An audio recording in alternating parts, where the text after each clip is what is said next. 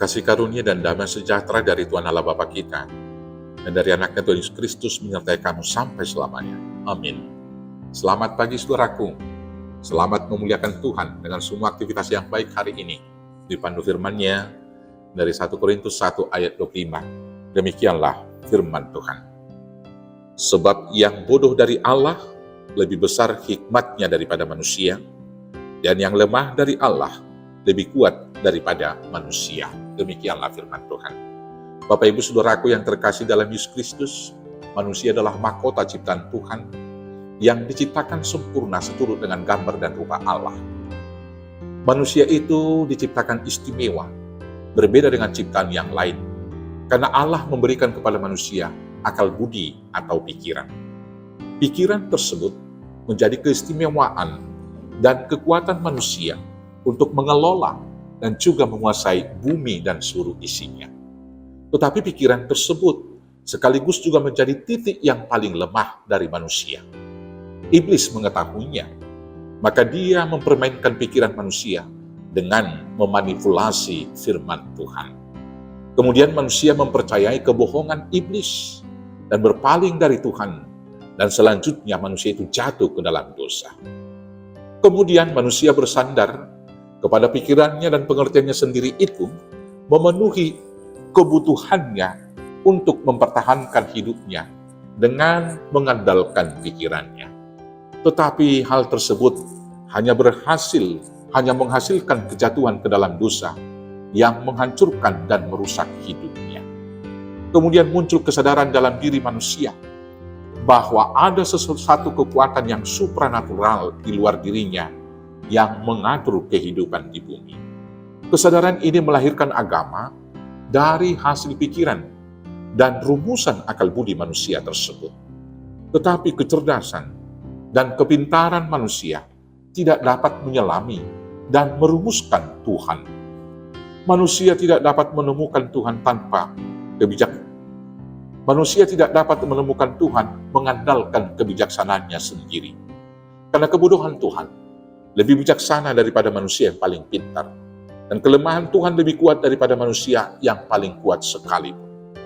Karena alasan inilah, Paulus menegur dan menolak pikiran orang Yahudi dengan kesalehannya yang tidak percaya dan tidak mau menerima Yesus yang mati di kayu salib sebagai Mesias. Paulus juga menolak pikiran cerdas dari orang-orang Yunani dengan filsafatnya yang tinggi, yaitu yang ada di jemaat di Korintus, yang menganggap salib sebagai kebodohan.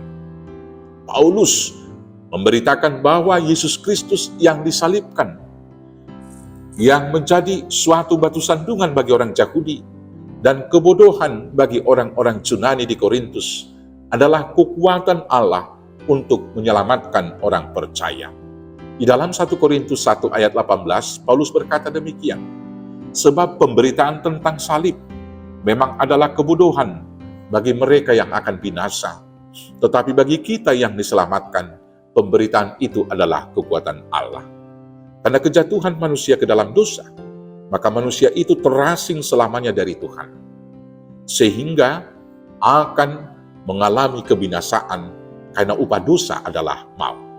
Tetapi karena kasih-Nya, Tuhan telah merencanakan satu jalan keselamatan, yaitu dengan mengorbankan anaknya yang tunggal, yang dikasihinya, yaitu Yesus Kristus, yang menjadi korban pengganti untuk menebus manusia dari dosa dan memberikannya hidup yang kekal.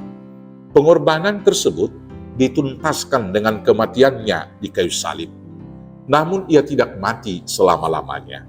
Ia kemudian bangkit pada hari yang ketiga dan naik ke surga untuk menyediakan tempat bagi setiap orang yang percaya kepadanya.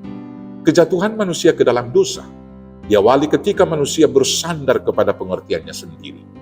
Kemudian manusia itu terus mencari keselamatan melalui hikmat-Nya sendiri, mengandalkan akal pikirannya yang tidak sempurna. Tetapi betapapun bijak atau cerdasnya manusia, mereka tidak dapat menemukan Tuhan melalui pikirannya. Walau demikian, mulai dari konteks bacaan hari ini sampai pada masa sekarang, masih saja banyak orang yang mencemooh jalan keselamatan yang diberikan oleh Tuhan Allah yaitu salib Kristus. Bapak Ibu Saudaraku yang terkasih dalam Yesus Kristus, untuk dapat memahami rahasia Allah dan untuk menemukan jalan keselamatan yang diberikan olehnya kepada kita, kita harus percaya kepada Tuhan dengan segenap hati dan jangan bersandar kepada pengertian sendiri. Amsal 3:5. Percayalah dengan segenap hatimu bahwa hanya Yesuslah jalan satu-satunya untuk menerima keselamatan. Salibnya adalah kekuatan Allah yang telah mematahkan kutuk dosa dan maut. Selamat hidup di dalam hikmat Allah. Selamat menemukan jalan keselamatan. Amin. Kita bersatu dalam doa. Terima kasih Bapa yang baik atas keselamatan yang Tuhan berikan. Maka ajar kami dengan pertolongan Roh Kudus untuk mengerti rahasia Allah. Maka teguhkanlah iman kami, agar kami percaya dengan segenap hati kepada Tuhan, tidak bersandar kepada pengertian kami sendiri, sehingga kami boleh beroleh hidup yang kekal. Di dalam nama Yesus Kristus Tuhan Juru Selamat kami yang hidup. Amin. Selamat dipimpin oleh hikmat Allah. Selamat bertemu dengan Tuhan. Selamat beraktivitas. Tuhan Yesus memberkati. Horas, horas, horas.